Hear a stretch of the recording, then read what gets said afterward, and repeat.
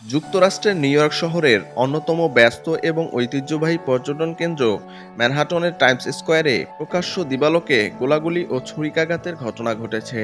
বৃহস্পতিবার বিকেলে ঘটে যাওয়া এই সহিংসতায় পুরো এলাকায় তীব্র আতঙ্ক ছড়িয়ে পড়ে। ঘটনাস্থল থেকে পুলিশ একটি আগ্নেয়াস্ত্রসহ ১৭ বছর বয়সী এক কিশোরকে গ্রেপ্তার করেছে।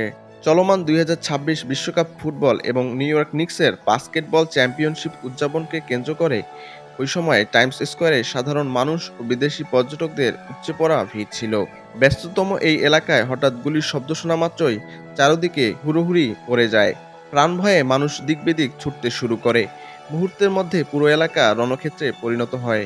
পুলিশ জানিয়েছে জনাকীর্ণ এলাকায় গুলি চালানো হলেও সৌভাগ্যবশত কেউ গুলিবিদ্ধ হননি। তবে ছুরিকাঘাতে গুরুতর আহত ২৬ বছর বয়সী ওই যুবককে উদ্ধার করে দ্রুত স্থানীয় হাসপাতালে নিয়ে যাওয়া হয়েছে।